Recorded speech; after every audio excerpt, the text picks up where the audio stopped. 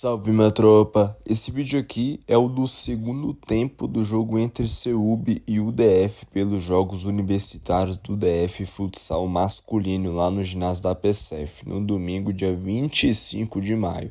Vocês vão ver aí o time do CUB, esse de rosa com preto, e do outro lado tinha a UDF toda de branco, beleza? Nesse segundo tempo eu não filmei muito lance por conta do meu celular estar descarregando. Beleza? Mas fiquem aí com alguns lances.